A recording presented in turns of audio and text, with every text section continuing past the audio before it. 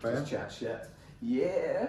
We're good? Mm-hmm. Alright, and we are live. Haha. Well, cheers. I know you're not having a beer. Are you on a beer? No. You're not having a beer. I'll have your beer then. Makes me look at Start, yeah, there we go. Starting. Thank you for coming on the podcast, Sven. Hello. Pleasure, sir. We've been speaking all day. For the guys listening who don't know Sven, who is Sven to start?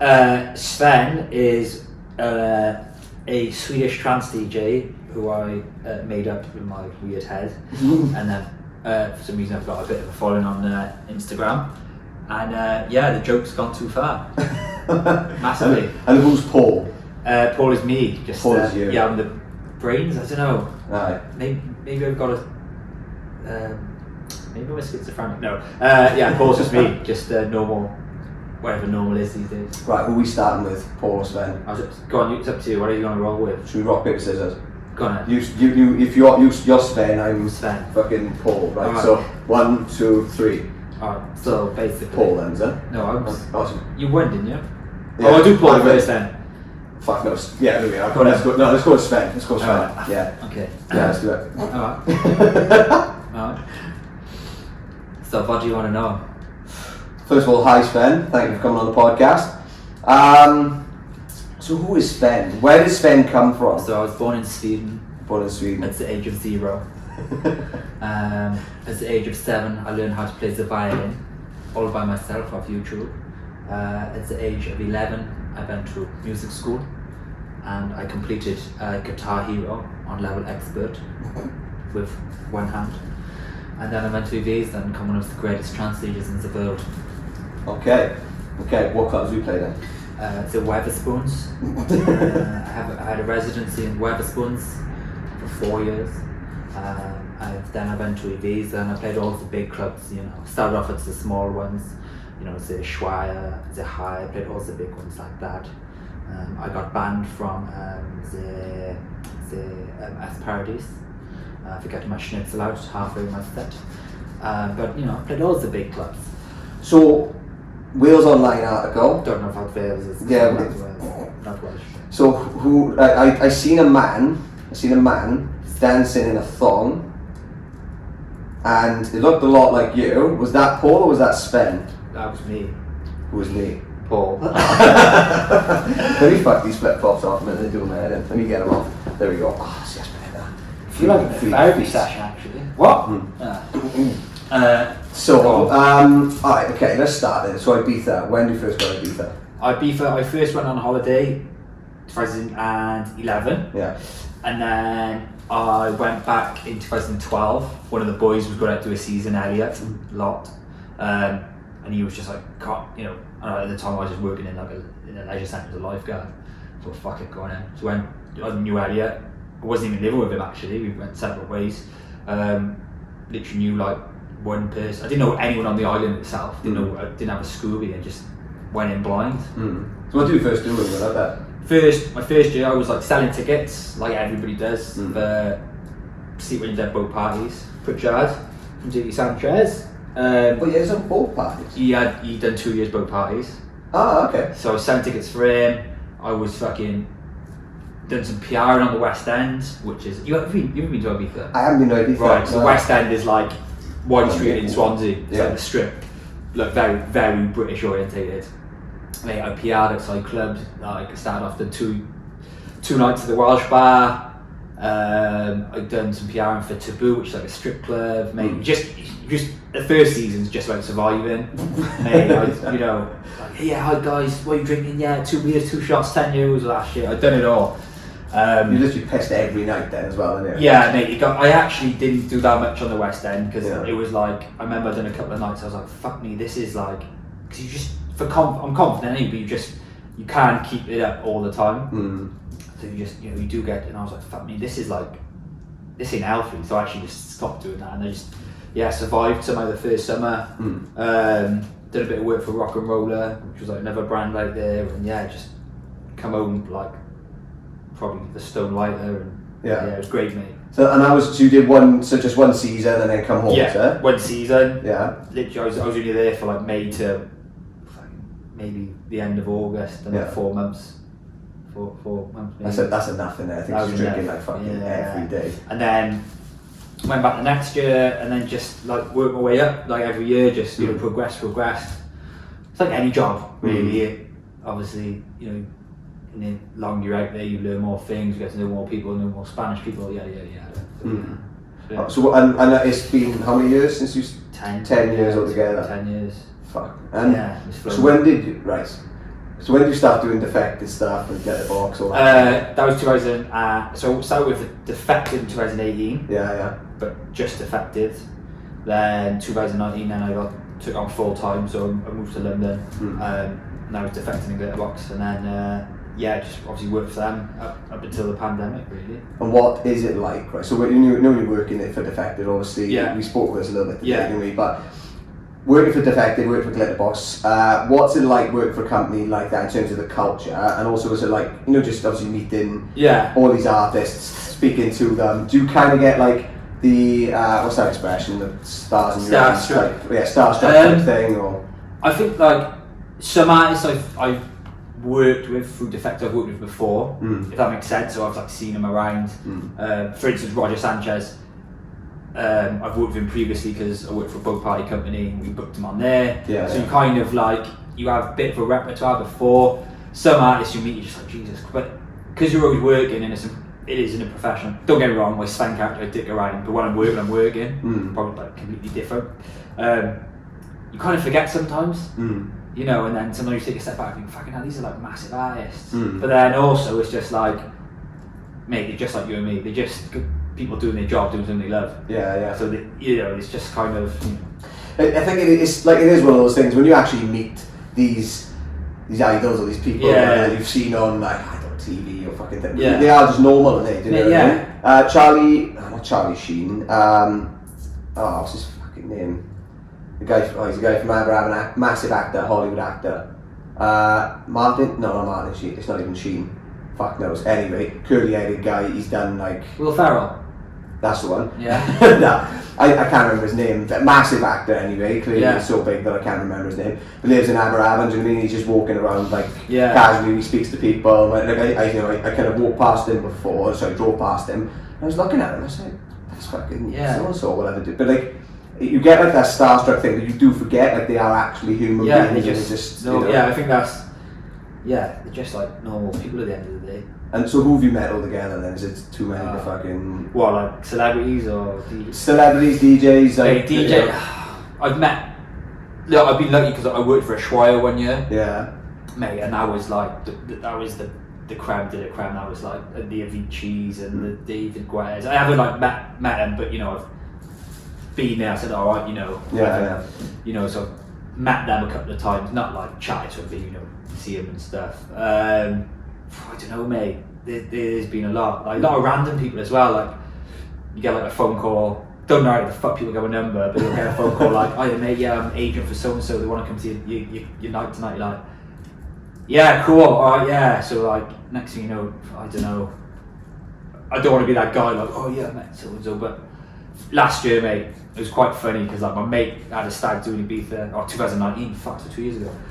So last year's written off. 2020. You know, for instance, like it's what they come to Glitterbox. I looked after him, like for the whole stag do. I try to look after them for the 5 days, and then they come and then like, so they're there. And I'm bringing them in the club, and then my phone's going off, and then they're like, someone's, oh yeah, Jessica's coming. Can you look after her? And I'm like, yeah, all right. And then it's quite funny because I said to Jessica, I was like, look, it's my mate's stag do. And next thing we're having like a photo on a sofa. It's like my mate's from the UK, and then Jessica was like a famous singer. I was like, it's pretty random, isn't it? Yeah. It is very random. But like, you know, like I said, she's just a human in the day. You know? Yeah. But yeah, mate, biggest person I've met is Susan Boyle. Really? Yeah, Bristol Airport, 2013. I was just going to ask you that actually. I was going to say, who's the biggest person you've met? It's got to be Susan. I've met Paris Hilton. Yeah. A couple of times, but mate, I think Susan Boyle's just huge, iconic, isn't she? Yeah. I mean, I'll be honest, right, I actually forgot that she existed until you just said her name. Yeah, I totally forgot she existed.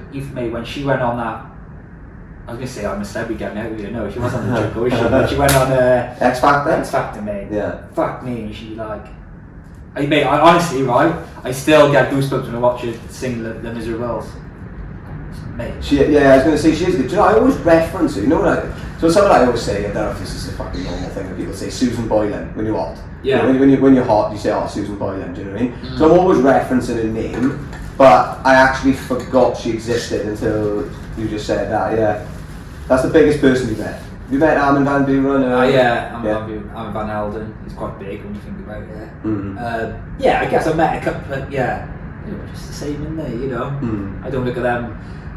I think I've got to the point now I don't look at them any different than I look, I don't know, fucking Joe Blogg's working in Sainsbury's or something. Yeah, that's a good way to do it as well, actually, isn't it? So I've been on level with them. Everybody wipes their ass the same, don't they, at the end of the day? Which is a very good point. It's very good. It's very good. So where did Sven come from? When did Sven kick in? Sven started. I know he was born in Sweden at age 0, but when did he I think he got... Right. When did he take over? Going, like back. So I started at Sven is just a joke, and it just like escalated. Not escalated, but it just started like anything. It just started, and then I don't take. Right, you can see my page. I don't take anything too serious. Jesus, are the wings? Yeah, that was the wind. Yeah, it's actually I got a little bit fucking concerned with it, to be honest. You can hear the beams shaking and stuff. So if the building falls apart, guys, don't worry about it. It'll be fine. Yeah, it just started as a joke, and it still is a joke, and I refuse to take it seriously.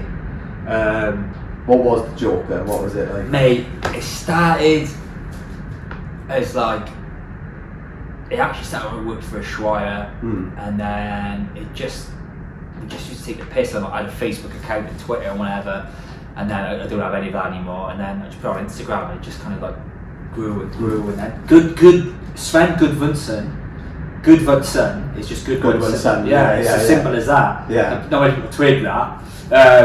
And then, it just kind of like, I sometimes, like, mate, Instagrams, I actually have like a love-hate relationship with it. But yeah, it's quite funny sometimes. I just sit back and, you know.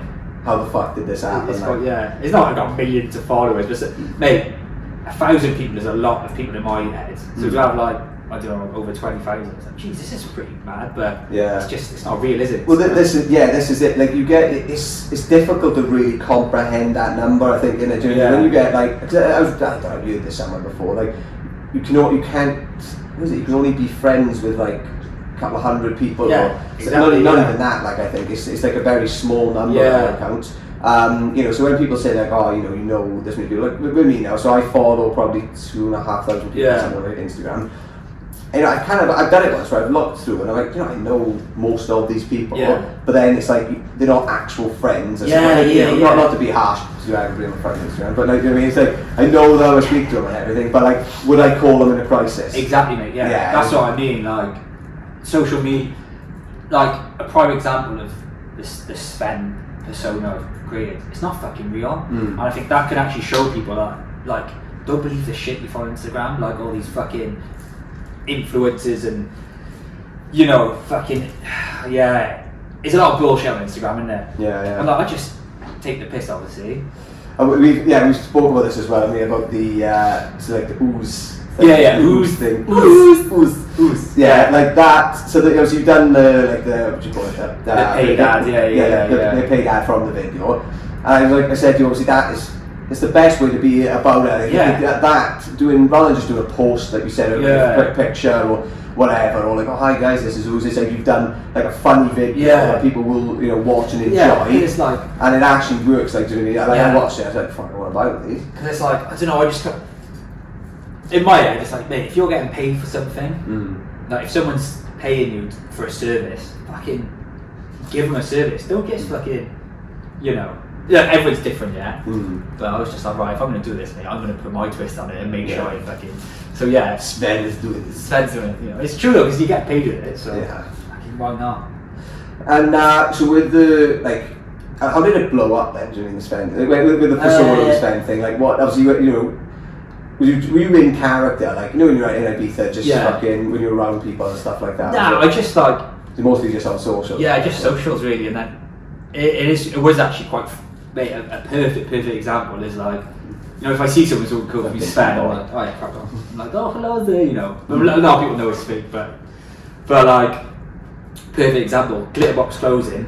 Obviously, like one of the managers or whatever, and I was actually having a beer in the beer garden in a club called Hyde, fucking wicked club. I'm there having a beer. I'm chatting to the director of Glitterbox and Defected. He's like the big cheese.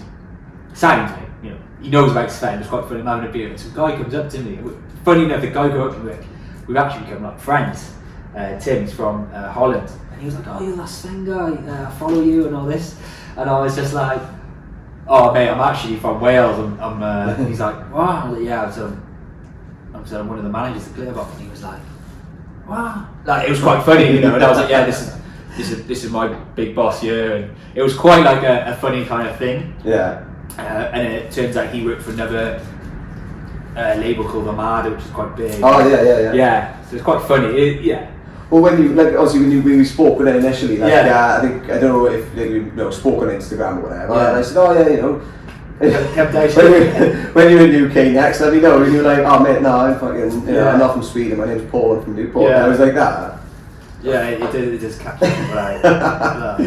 Do you know, you've got a couple of lookalikes, haven't you? What's his name? Jamie from... Jamie Lang, yeah, he's mate. I will track him down one day. I was going to say, yeah, you two the fucking absolute image of each other. I tag him. I will get him. That sounds bad, doesn't it? I will get him. I will find you. Yeah, I will kidnap Jamie Lang. I'm joking, just for the record. I will not kidnap Jamie Lang. But yeah, like, I will get a photo with him. Yeah, that will happen. You're putting it out there. Yeah. You're putting it out there, and then the universe is going to provide. And then put him in the boot of my car. Yeah. I'm joking. I've got to stop saying stuff like that. Fuck. I'm joking. Nah, it's fine. We're having beers. It's fine. Yeah, it's fine. It's just beer talk. I'm gonna get you, Jamie. Oh my god. All right. Next question. Oh fuck. I don't know where I'm going now. So when is that in Ibiza? Yeah. James Smith, Darren Cartel, all those boys. Is that where we met them? Is that? Yeah. So I met. I picked Darren up from the airport. Yeah. Yeah, randomly. I ended up picking up, and we were just chatting. And he said, "Oh, I've heard about your Sven character," and. Well, you didn't know him at this point, did you? No. I literally... Were you doing like airport transfers, was it? No. If like a friend of a friend said, yeah. "Can you Felicity actually, if you want to miss?" She was like, "Oh, can you pick up Darren?" She was the link, so she basically like introduced me, and then I picked up Darren from the airport, started chatting and whatever, and then that was 2008. And then actually they all come to Defected, like James, Darren. So I said, "Look, when you come, give me a shout, and I'll look after you whenever you come." And so I met them all then, and then we went to Eric Pridge together, which was fucking mental. But me and Darren weren't actually drinking at the time. Yeah. So we went to like Eric Pridge, fucking had it off, and then we like left early and went and got like a pack of crisps from fucking Star. So yeah, and then like, you know what it is? It's just like I don't like the saying your vibe attracts your crowd. No, what is it? Your vibe? Your vibe attracts your tribe. That's the one. And I don't like that. I don't like that. But it is true though, like energy and whatever. And we just all get along, and when we're together, we just buzz because we all bring something different to the equation or whatever. So yeah, it's a good relationship we've all got, a good friendship, and and like I'm mates with James's manager as well, and off the back of it, he's like last year's like, "Do you want to tour manage the tour?" And it's quite funny because obviously I'm Sven, but then in the background I'm actually tour managing the tour. Yeah. Which is quite good. But yeah, it's good, mate. They're a good bunch of lads, Like, what was the? So when you're doing a book tour, then what's the or just a tour manager? What kind of what do you do in the day to day? What do you do for like with James Smith book tour now? What like? I think like if it like James is obviously first of all he's my friend. It does make it easier. The book tour I've never done a book, but it was very similar to being on tour with. Like, I've tour managed DJs in the past and stuff, so it varies from. Do you know what it varies from? Who you're looking after, where you're touring to. Are you on tour for, say, 10 days with James? Are you on tour for just 2 nights with someone? I was very lucky in the fact that I spoke about it before when I was younger. Like I went on tour like Dirty Sanchez when I was like 17. Yeah. So I've been in that kind of scenario for a very long time. So I know how to react in certain ways. You just pick things that I've been doing it from a young age. So how did that come about? The Sanchez? Dayton. So I used to skateboard when I was younger. Yeah. And I was in the Newport scene in Dayton, skateboarded as well. And then they just needed someone to sell t-shirts on tour. And then it started at that, and then I was like, I was filming the tours, like on stage filming. Do you know what? it was a fucking great on and off for about a year or two. Yeah, you know. I've never seen it, man. Haven't you? I've never seen Dirty Sanchez. Like when I say that, people are like, "Oh, sorry, I've literally never seen it." I've never seen Fast and Furious, which people still find weird. Yeah, I suppose I've never seen. Yeah. And I've never seen a whole episode of Friends. Nah. I'm not big on Friends, but I am surprised at that. Yeah, never. Have you seen Lord of the Rings? Yeah, I love it. Star Wars? Yeah. Matrix? Yeah. There we are, that's good then. No, it's fine. Yeah. When people say they haven't seen one of the three, I'd have to stop the Harry podcast. Potter. I've done the Harry Potter marathon. I haven't actually done Harry Potter, everyone slags me off for it. I always get shit for people. Harry Potter, Game of Thrones. Yeah. Mate, do you know what I'm into at the moment? Well, I just Cobra Kai on Netflix. It's terrible. Yeah, it's terrible. You do this. Isn't it like Karate Kid? Yeah. It's terrible, but it's weirdly like me and my mate from Ibiza like both watch it, Derek Candy, and it's fucking. Oh man, it's funny. It is funny. Is it cheesy? It's terrible. Honestly, mate, it's terrible. Don't watch it, but watch it. I'm doing a Boris Johnson. Don't go out, go out. Do it, don't do it. But yeah, it's funny, man. I don't even watch. Well, actually, this is what we spoke about earlier, wasn't it? Yeah. Like, I don't own a TV. I got a TV, like a bedroom, whatever. Why don't you actually? What's you didn't talk about? I'm poor. No. No, I've never ever walked into a Curry's or anything or whatever and thought, oh yeah, I'm gonna. But I've never. Yeah. I will eventually have a TV, but mate, at the moment I've got a TV in the living room in Ibiza. Yeah. But I don't actually physically own it. You know, I've got a laptop. That's what I do. I stream stuff on the laptop if I want to, but like I kind of, with me when it comes to stuff like that, I'm like, I sit there and if I don't mind watching stuff now again. If I watch an hour or 2 hours of something, you know, I don't mind that. Just sit, a little bit, chill out, unwind, and whatever, get my mind out of everything else I'm doing. But I do feel as though, like, when I've had a PlayStation in the past, if I'm on there for more than an hour, I'm like, right, I'm wasting my life. I need to fucking do something. That's like a little bit of a ADHD type brain, I think. Yeah, I like going to the cinema. I still like going to the cinema. I like that. It's the environment then, isn't it? You know, you're in there and like you're sucked into the fucking everything that's going on. Do you know what I mean? I enjoy the cinema, but I watch series, watch films. Not massive on TV though. You know, like people watch like. Or like these reality TV shows that kind of do it. I think it's mind numbing, Honestly, like, the only way is Essex on ice, fucking whatever it is, mate, just nah. Absolutely nah. I'd rather take Meth than watch anything like that. I'll take Meth. Yeah, let's take Meth. Should we take Meth? Right now. Done now. Just for that, don't take Meth, and I'm not going to kidnap Jamie Lamb. yeah, we're not advocating drugs. Yeah. But take Meth. Jamie, you're getting it. Right now, oh my god. I just like that. The thing is, like, I actually know, a friend of mine, Frankie Foster, was actually on X on the Beach. No, he wasn't. He was on...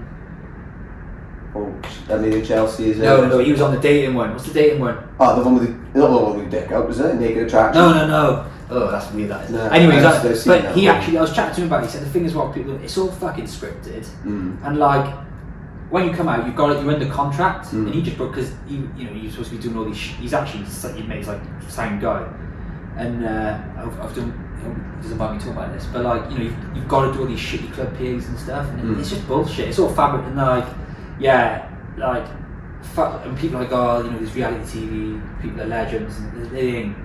Yeah, it's a form of distraction, really, in there. Not from like a conspiracy point of view. I'm not trying to say they're fucking trying to distract people. But it's just... Yeah, look, everyone's different. If that's your thing, if you enjoy watching it, crack on. But I think it's horrendous. All of it. I don't know the science behind this, so if anyone listening to this fancies giving me shit, carry on. But apparently a TV is programmed at a particular frequency that when you watch it for a certain amount of time, same as if you listen to music, like, it kind of programs you at a different, your brain at a different frequency. So how brains are like broadcasting, receiving stations. So if you listen, for example, to like trance music or trance music, gets you fucking kind of pumped up, you're in like a higher energy state. You listen to chilled out music, you're a little bit more kind of chilled out, whatever. So it's called, I think the right term is like brain entrainment, something like that. I don't know. But like it basically can program your brain, I think, at those different frequencies. And the TV, when you sit there and watch it for a certain amount of time, it kind of programs you in at a level which is most associated with like a depressive state of mind. And again, I don't know the science behind this. I have spoke to some sort of neuroscientist person who kind of pretended to agree with me, but I haven't done thing myself. But if you think of it, when you watch TV like this, and so you start off, you're watching that, and then all of a sudden you fucking feel like this, smashing dominoes in, and you feel like shit. So I don't know. I think that's why I don't tend to. So I think I do feel like that after a bit of watching TV. So I'd rather be active. But that again, it could be just the fact that you haven't been active or walking around. Don't get me wrong. Like now and then, I'll go home and I'll fucking smash on the TV or watch a movie or anything. But I don't have a TV in my room. And I don't own a TV. But yeah, I do fucking like everyone in there. Also, I was going to ask you this earlier on actually. Ibiza. Yeah. Going on a tangent, but. What's the dark side of Ibiza? Do you know? So obviously, when the reason I talk about this is like on Instagram. Yeah. You see Ocean Beach. Yeah. You see the fucking bottles and this and that and whatever. You see the nightclubs and whatever. What's the other side of Ibiza? Do you know what I mean? Do you think a lot of it is superficial? Yeah, 100%. Yeah. I'll tell anyone straight. There is a lot of superficialness. Is that what it is? It is now. Yeah. Mate, there's a lot of ponciness. There's a lot of bullshit in Ibiza. I'll tell them straight, Like even you see these people, this lifestyle of VIP-ness and big bottles on the table. And for me, I'd rather go down to fucking Wetherspoons and have a £2.50 pint with the boys. And look, it's too, like I said, everyone's different. Like if that's what you want to do, crack on. But that's not for me. There is a dark side. There's a dark side to everything. Like and I think. There's a lot of aspects which I guess can be considered that. Obviously, there is a lot of drugs in Ibiza, but then there's no the same as London. I've lived in London. There's lots of drugs there. I think it's just obviously more commercialised in Ibiza. Yeah, it's the scene for. Yeah, it's the scene. Yeah, but people get this idea. They're like, oh, fuck you in Ibiza, are you like taking pills? I'm like, I don't actually do drugs. Do you know what I mean? And I've been in situations where I see drugs. I do see drugs, but I don't take them. It's like when people. It's like if people who work in KFC, it's like going, oh, you must just eat chicken every day. Yeah, that's a good point. Yeah. Like, I do love a fucking good drink though. Don't get me wrong. Fucking hell, there is a dark side out there, but I guess there's a dark side to everything, isn't there? Yeah. But I think, there's. Going back to the superficialness, there is a lot of that, and you actually look at some people like, are you genuinely having a good time, or are you literally just here for Instagram? Yeah. Do you know what I mean? Like, And this is the thing. I think we, the science behind it. Obviously, when you get notifications and shit like that through Instagram, Facebook, Twitter, Snapchat, and TikTok, whatever. When you get those notifications, you're getting those little dopamine hits. Your dopamine receptors are kicking off the same as if you're drinking alcohol or cocaine. Obviously, just on a different level. And it's like. It's obviously it means it's incredibly addictive, but like you said, when people are going places like that, and I'm guilty of this myself, I'm absolutely guilty of it, where I've been on holiday, I'm taking videos, photos and whatever, and I'm like uploading it to like Instagram or whatever, and I'm like, alright, it's fair enough taking a photo or whatever, you can upload it later, but I used to do it on the at that moment, you know what I mean? I'm like, why am I actually doing that? So I'd be with like friends or with, like my ex-missus and stuff, and I realised I wasn't present. I wasn't really enjoying it and living in that moment. I'm guilty of that as well. And I actually started. Part of my, when I'm working, and obviously I'll take a little video behind the decks or whatever. But like I'm working at the end of the day. But I did start realising, like, fuck, I'm just not here. I'm just.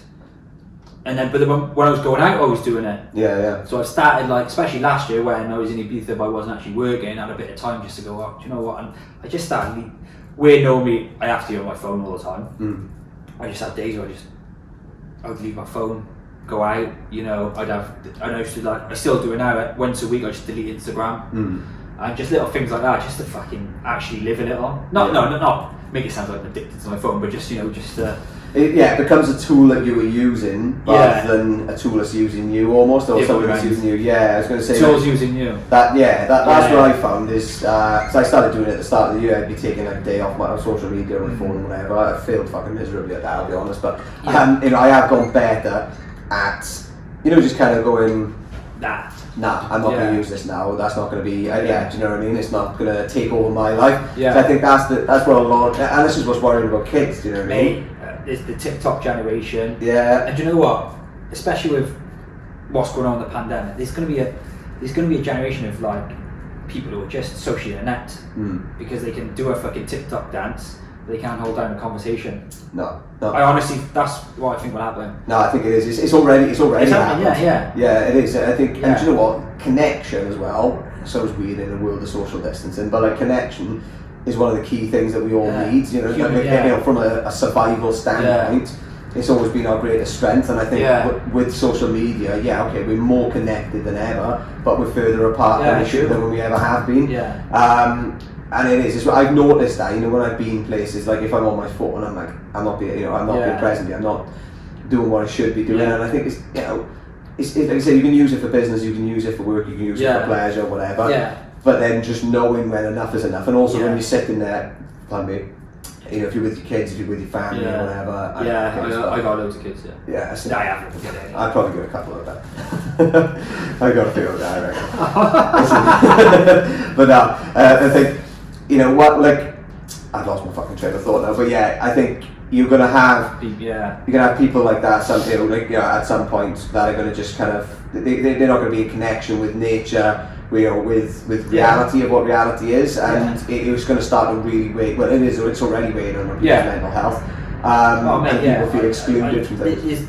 I'm not a doctor or anything, but I think there is a fucking definite connection between what's going on with people's mental health, suicides and stuff, and social media, because social media is so fabricated. And you know, as a kid growing up now, you know, I'm probably repeating what a lot of people say anyway, but you know, you go on Instagram, you see blokes with a perfect body, women with a perfect body, they live in that lifestyle in Dubai and all that bullshit, and it's like that's not real life. But in these people's heads, they're going, oh my god, you know, I've got to live up to this, or I've got, and if they don't get it, they feel like they're failing. You know what I mean? Fuck me, fuck that. Yeah, no, it is. It's very, well, like you say, superficial. It is. Like, go on. No, I was saying we could sit all day and talk about, you know, Instagram, because it is pretty, like I said, I've got a love-hate relationship with it. You know, one day I'm just going to delete it and I'll probably be the happiest ever. Let's talk about the positive side of social media. Crocathon. Half a crocathon.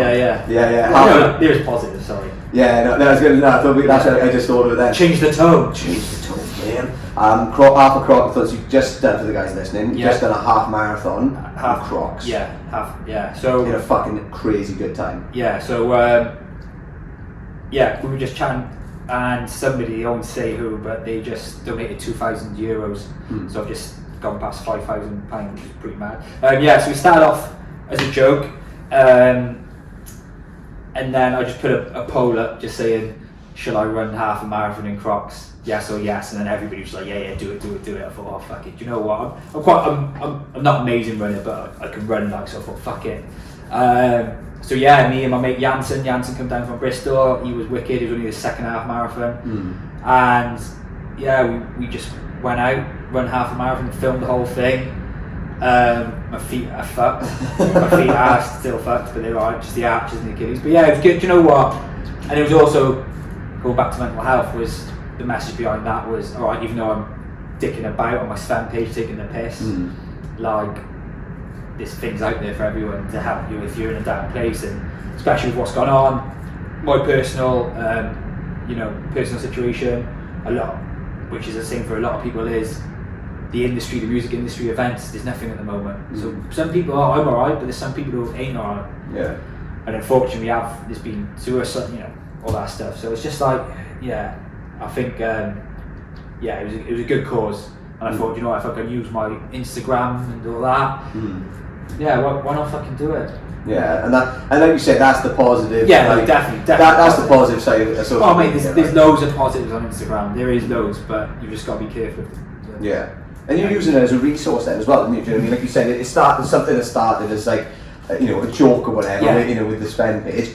It's actually, you've been able to do good from it, and I think that's such an important thing to do. You know? With my social media as well, obviously, the charity thing I've done the other week, so I've done a 40-mile ultra. Done that, obviously raised money for charity for that. We only decided it a week before we did this, same as you. And then with this one as well, another 100-miler, which I'm doing in May.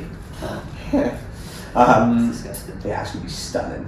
can't wait for that. Yeah. Can't wait. Running. Well, it was going to be Swindon to Swansea, but now it's going to be more like Bath to Swansea. Yeah. So I didn't think that one through. I was like, yeah, Swindon to Swansea sounds great. Yeah. We actually worked it out. It's about it's 140 miles. So yeah, I think 100 will be alright. Yeah. I think that's just probably yeah. Just listen to car games non-stop. That's what you don't have to run. Just listen to car games and then just go out and do it. Mate, do you know what? Honestly, I said this to somebody the other day. Right? You've only got to listen to one of his videos. You're like, I'm going to run a fucking 10k now. Like he does. He just gets you amped up to do shit. Yeah. I might message him to be honest and be like, look, you're making me do stupid shit. Yeah. Can you shout at me down the phone? Stop it. Yeah, my housemate now, she actually said she went, Paul, you need to move out. I said, what? He was like, no, just because now off me doing that half marathon in Croc, she's running 7 half marathons in 7 days. What's your house? It's my house made people. Yeah. So she's just like, yeah, it's probably because of you that I'm doing this. Because like if you're in that atmosphere, it's infectious. Yeah, it is. So it's like I'm already thinking about doing a marathon in Crocs. Do you know what I mean? That's the next thing now. I've never run a marathon in my life. So you're going to do that. Yeah, I'll do it. I was going to say that's the thing. See, when you get that initial thought, you're like, I actually got it as soon as I finished, right? Yeah. And I was like, well, I've just got to do this, but then just run back the same route I've just run. So I was like, all right. Obviously, quick maths, 2 times 3.1. Yes, marathon. No, but literally, I was like, I can probably do this. Like, yeah, I'll train for it a bit, but I'm not going to wreck myself. But then I'll just put on a pair of Crocs and do it again. I'm going to do that with you then. Yeah, in Crocs. Yeah, fuck it. Disgusted. I'm game. Yeah. Do you know what? I haven't done so. You haven't done barefoot run yet, have you? Nah. But so I've done barefoot 10k and a half marathon barefoot, and I've done a 5k on in the snow. Wow. Yeah, snow and ice. That was quite savage, to be honest. But I haven't done a marathon yet, and do you know what? I thought I'm going to end up doing it. I'm going to end up doing a marathon and an ultra barefoot at some point. Yeah, this are mad barefoot runners out there. You know, people done Land's End. Yeah, it's crazy. Yeah, it is. You have got to be the thing. Like my feet were fucked after the half marathon. I was in a bad way. Like, do you know what I mean? Yeah. Whew. Yeah, I won't. My toes are going to end up touching you at some point. So yeah. I like it. Oh yeah. Right. Right. Starting serious stuff. Right. Next question. Next question. Paul. Okay. Let's talk about Paul. So, since you come back from Ibiza. Yeah. When did you come? So when did you come? Obviously, the pandemic started. Pandemic. I was in London. Yeah. I think everyone's got a different pandemic. So I was living in London. I was supposed to go to Ibiza in April, but obviously couldn't because I couldn't fly. Yeah. Moved back to Newport.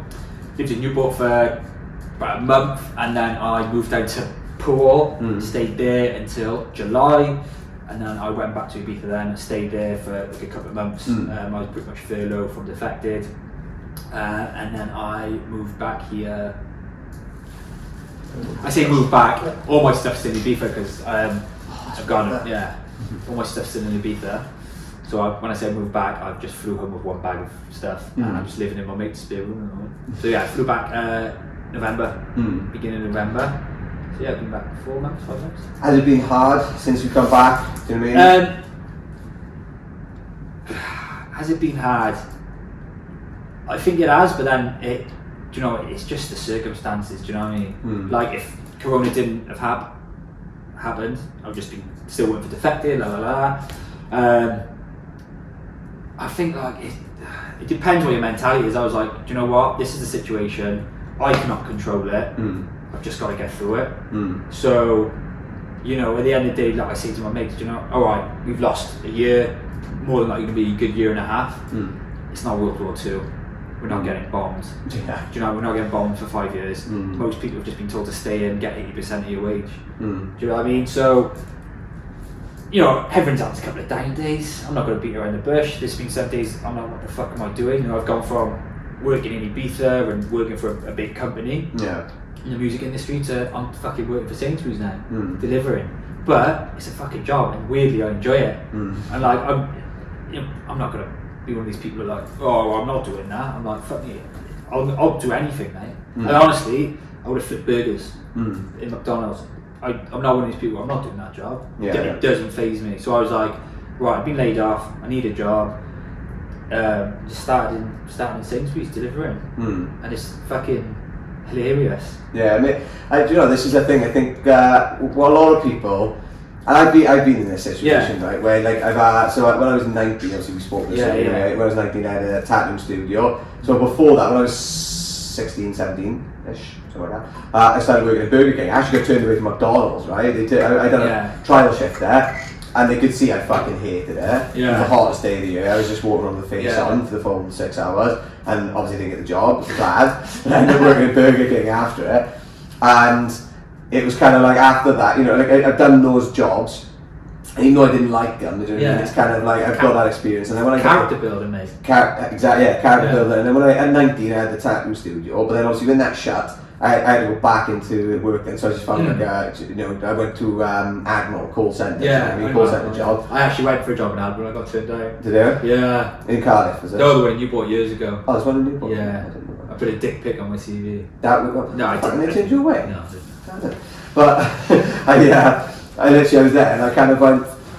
As I was walking in, my ego took a hit, right? I'm not afraid to say that. Yeah. Like my ego took a hit because I was walking in there and I thought, fuck, people are going to be thinking, oh shit, Ryan's, he's had this tattoo studio. How's he coming for a job? And local successful businessman. Yeah, it was that kind of thing. I thought.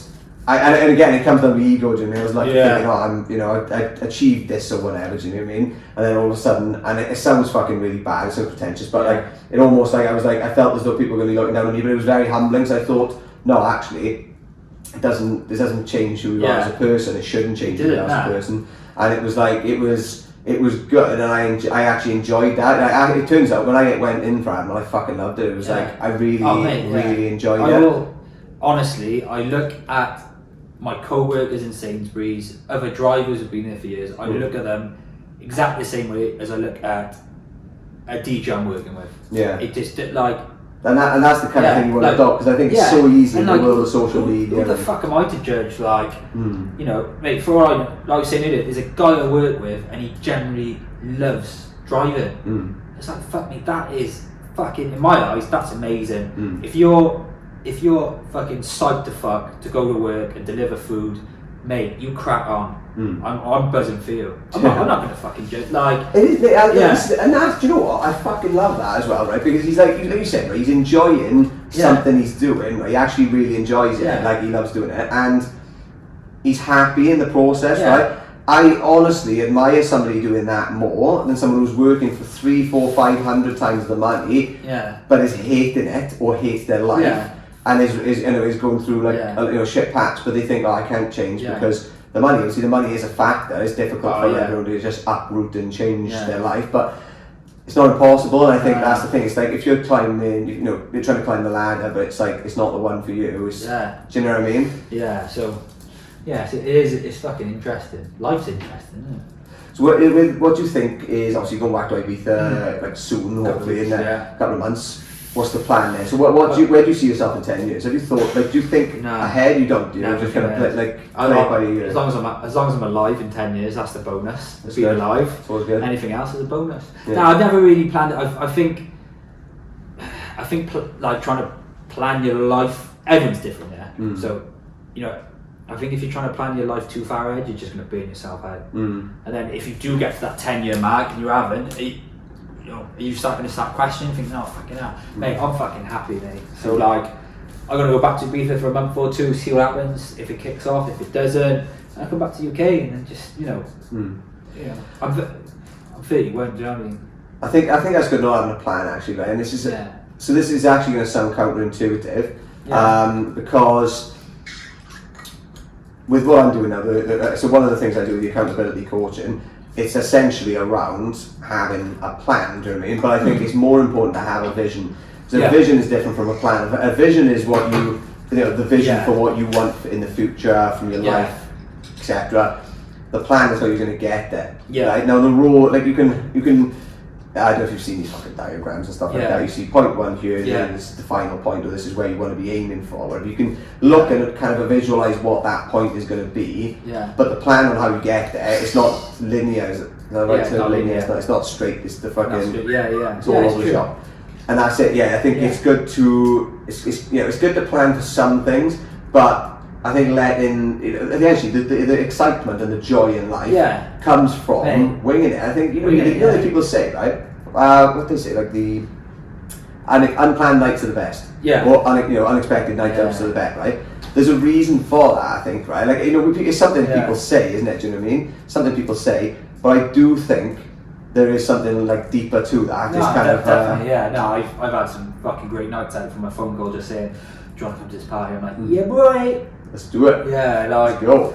I do have a rough plan, but I don't have any I don't have a time frame. I'm just When I used to go on holiday, actually, I don't know if there's people listening who might have done this.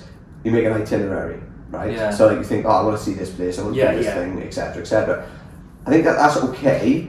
I think that is good to an extent because you don't really miss anything, especially if you're on a time scale. If you're only there for a week, you are on a bit of a time scale, you're on a bit of a rush. But again, that's when the presence thing comes into it. Like, how can you really sit there and be present all the time if you're like, oh, well, we got to go here and then we've got to go there. Just seeing these places, you're taking photos, you've got like a little, some memories from it. But I think to really take life in, to really enjoy it, you've got to you've got to really breathe there, be there, and take it in and just savor the moment. And I think it's difficult to do that when you're trying to plan for things and running around. Yeah, definitely. I've never done it. Have I done itinerary? Yeah, no, yeah. I have. My job is itinerary. I make itineraries for artists. I was just going to say, But then for myself, I'm just like, wing it. I'll just get a flight somewhere and just see what happens. But so with the artists as well you work with, right? What do they... I'm guessing all of them love what they do. Yeah. Or have you met any artists that are just... They don't really seem like they love it. They just seem like they're doing it just because it's their thing that they've been doing. Do you know what I mean? That's a fucking good question. No, they all... You'll never know what's going on in someone's head, will you? But a lot of the artists I met, they seem to enjoy, obviously... Because it's almost like a stage thing sometimes, isn't it? It is. You know what I mean? It's like, once they're on stage, they are fucking Calvin Harris, or they are whoever, do you know what I mean? Gudvunsun, Sven Gudvunsun. Yeah, it's the greatest.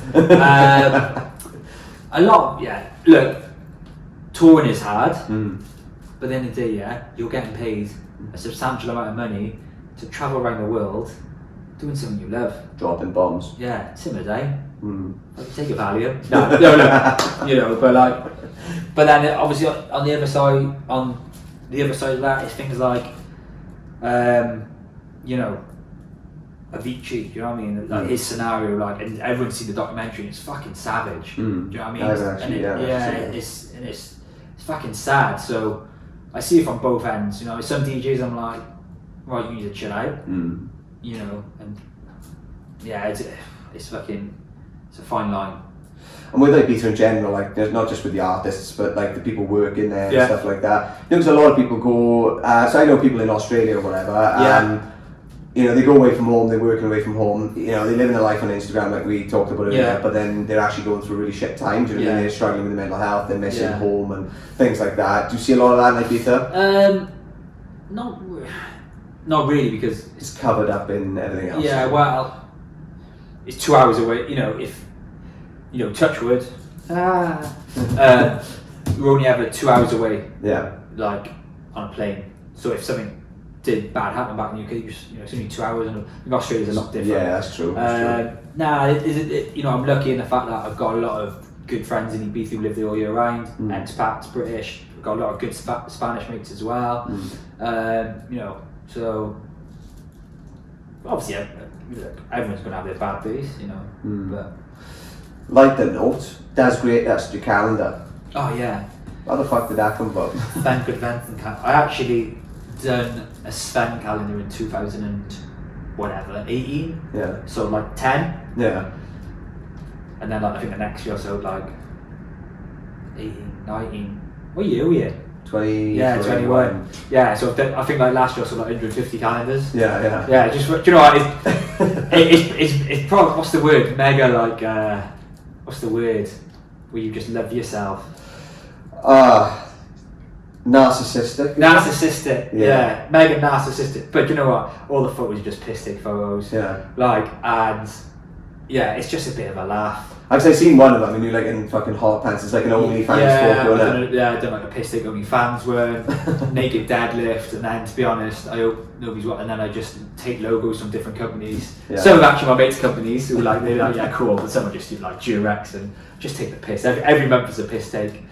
Crocs, actually. Right? Crocs. Let's talk about that when we're talking about piss sticks. Crocs. So, you are actually like an ambassador. I'm an unofficial ambassador. Unofficial ambassador. Yeah. So, as you said about this, we talked about this off the podcast, but that kind of started out as a joke. So, first lockdown, I was doing some work in my sister's backyard, and I found a pair of Crocs, and they were horrendous, like paint all over them. And I just wore them. I was like, yeah, it's quite comfy. And I took a picture, put it on my story, whatever. And then I just kept on tagging Crocs and stuff, like memes, like tag, kept tagging them, and I could see they were seeing my stories. So I was like, right, someone's watching, so someone's taking notice. And then eventually they just broke, and they were like, hey mate, what's your address? And then, do you know what? They're actually mega sound guys. They're sound like they. I don't think they quite. Understand you. Yeah, I don't think they know that Sven isn't real. Right. Or maybe they do. I don't know, because they sent me some messages in Swedish, right? Yeah. So I just like. So on Instagram, I get these messages, and I'm just like. Google Translate, and then I message them back in Swedish, but they speak to me in English now. But either they get it and they think, oh, this guy's hilarious, or they just like this. We're just giving this guy shoes because he's just fucking nuts. But they sound, and they fucking sent me Crocs to run in. Yeah, they're really good guys.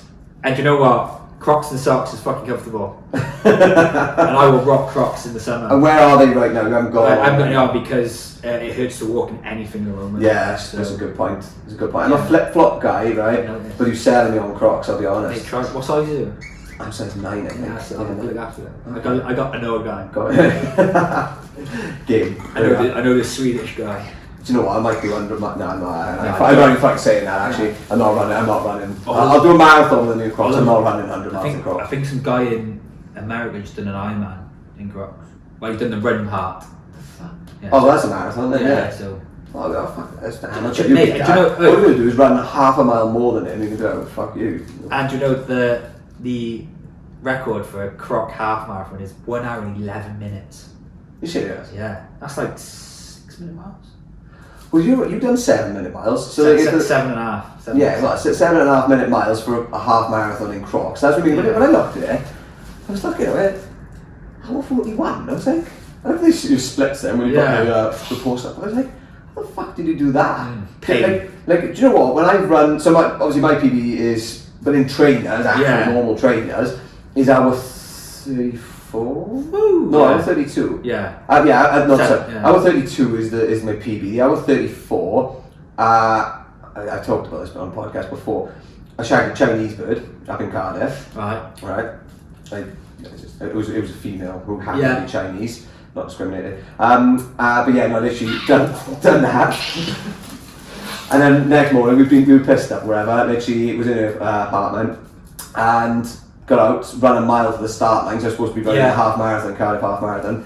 Run a mile to the start line, run the half marathon, and actually managed to do a PB, which was hour 34 at the time. I've got it down again, but maybe that's your pre-workout. Sex. It must have been. Mine's porridge, but to each their own. Yeah, this is true. We'll move on from that. Oh, God. Anyway, all right, okay. So we've talked about future plans that you haven't got any. I'm winging it. We like that. I would like to. Yeah, we'll see what happens. I've got some stuff in my head. It's just mental. I'm mental. But yeah. We don't mind. Yeah. We do that. Okay, so one last question then. Go on. One last question. If you had to change anything in the world, whether it's like in local environments, in general, whatever, what would it be and why? Jeez. And then I've got 2 more questions. I got that one and then I got one more. Alright. What would I change in the world and why? Oh, mate. I'm not going to be a hippie and say war, because there wouldn't be peace without war. So, there you go. Not going to say that bullshit. And who doesn't have a firing fucking weapon or a gun? I've never fired a weapon. Yeah, it's good. What would I change in the world? Bad weather? No, not bad weather. That's a fucking good question. Yeah, I thought I'd catch you by surprise. I could have given you some notice, but I fucking hate mushrooms and tomatoes. What? Yeah, so I'd probably... Alright, tomatoes, I like mushrooms. I'm not a fan of mushrooms. I'd just get rid of them. Yeah, that's fair enough. Okay. And what's your why in life? Well, because... what's your main driver, right? So like what's your main thing that gets you up in the morning? What gives you like... I've got a morning playlist which I play every morning in Ibiza, which my housemate there, Faye, she just thinks I'm nuts because it's pretty insane. But what do you love about so for example, right? So some people's fucking why is to like help people, or some people's why is to... Do you know what, mate? I genuinely, with Sven and all that, I love making people laugh. It's fucking, I buzz off laugh. That's what I want to do. Yeah, I genuinely, mate, gay as fuck now. Can you say gay as fuck? I don't know if it's PC. I don't really care. Mate, you can't say anything these days. I think there's a lot of fucking darkness in the world, and I think if you can make someone fucking crack a smile or laugh, I think that's a buzz. Do you know what I mean? And you never know the effect you're having on someone. The followers I got or whatever, some of them might fucking think it's hilarious. If I get a message off someone saying, mate, you're hilarious, I buzz off that, knowing that I've made them laugh or smile, and they could be having the shittest day. Do you know what I mean? I buzz off weird things as well, like doing a half marathon in crop. I love stuff like that. Any fitness thing. But yeah, like, I said it on a previous podcast, I do enjoy making people laugh. I wouldn't say I'm a comedian or anything. I just like driving a good time, mate. I'm gonna be dead in 60 years. No, I'm not. I'll probably be dead in 50 years. You know what I mean? That ain't a long time, so... I never know. But that's what I wanted to do. I was going to say, I thought that would be the reason. And I just enjoy having a good... Mate, I just enjoy having a good time. Whether that's driving a Sainsbury's van round, shouting at kids, which I just think is hilarious, or if that's running around a club, making sure everybody else is having a good time. Yeah. I like that. Thank you very much. Let's cheers on our empty beers, the ones you didn't drink. By the way, this is a product placement of Through Dark, by the way. But, Through Dark... Sorry. I don't know why I did that. Influencer. No, I appreciate that, man. Yes. Thank you very much. Oosh. Thank you very much, guys. I'd just like to thank my sponsors, Crocs. No, I'm joking. And just for the record, I am not going to kidnap Jamie Lang, and we're not going to smoke meth. Yeah. You're right. I was fucking class. I love that. Mate, that question at the end threw me. No, what? Mate, I was like,